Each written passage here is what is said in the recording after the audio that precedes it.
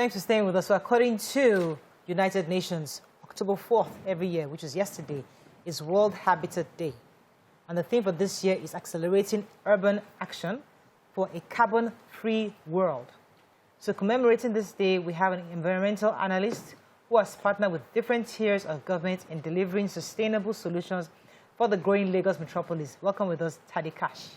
Thank you. Good to have you on the show. Thank you. Thank you. So yesterday in the papers, we saw at Makoko, I mean, that's always everybody's reference point when it comes to environmental decadence, obviously, because it's a huge community that could actually generate revenue.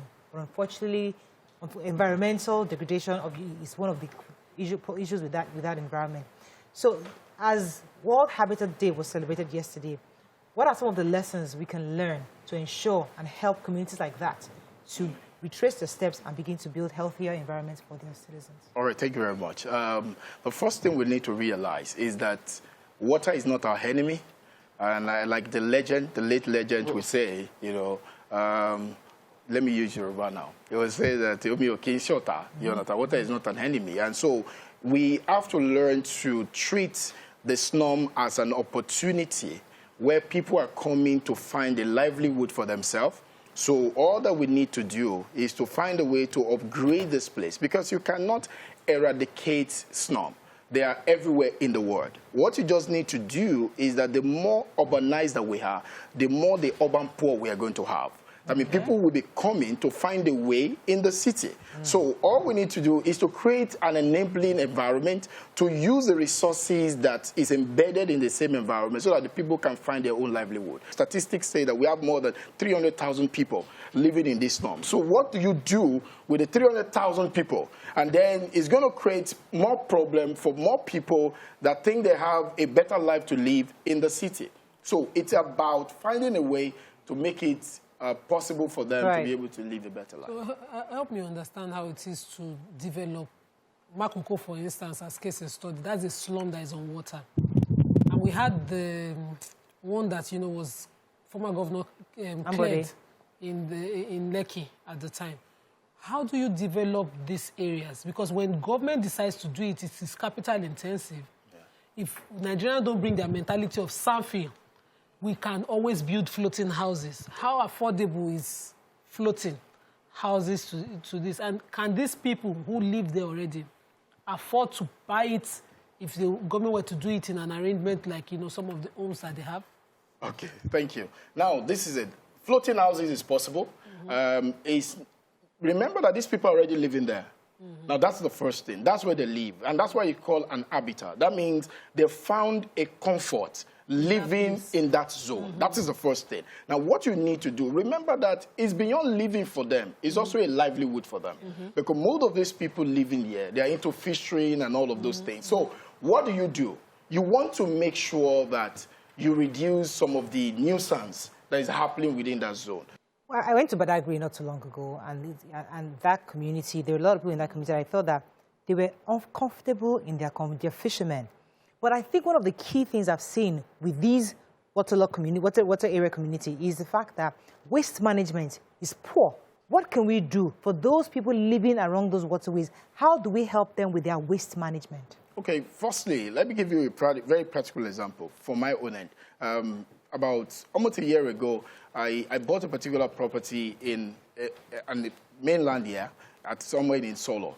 And then when I bought the asset, I discovered that the whole place is fully flooded. And then I have to approach the government and say, oh, these waterways, we would like to, you know, work around it. And then after a while, they gave the permission to work around it. We cleared all of the drainages. And that's, after about 1 month of doing that, you find out that place that had been like that forever just dried off. That means most places in Lagos that we call marginal lands, they are not necessarily marginal land. They are like that because of blockages. And so as a result of that, water must find its way. So if the drainages are blocked, water will surely go back to the land. And after a while of staying there, it begins to stink and all of those things begin to happen. And most people just believe this is how it has always been. So the first thing is maintenance routine, clearing of drainages must be systemic. It's not something that must happen accidentally. So sometime in July, we knew what happened, you know, all around Lekki, everywhere was flooded. Now, the truth is, that is not government's problem. But this is it. Even individual must take responsibility for the environment they live in. So all the drainages are blocked. People driving big cars with a downfall brain, you know, they go around, drink a particular drink and just drop away your can along the road. Where's those things going to land? They're going to land somewhere. So it begins with taking responsibility and realize that water wants to flow. If water wants to flow and it's blocked, it must find its way. Nobody can stop it. So that begins from the maintenance, putting things in proper place, realizing that we must become friendly with water. I think that's one of the biggest problems I have found in the last 10 years. What is the solution? The solution remains that for us to do what we have to do, we have to realize that there is a problem with us.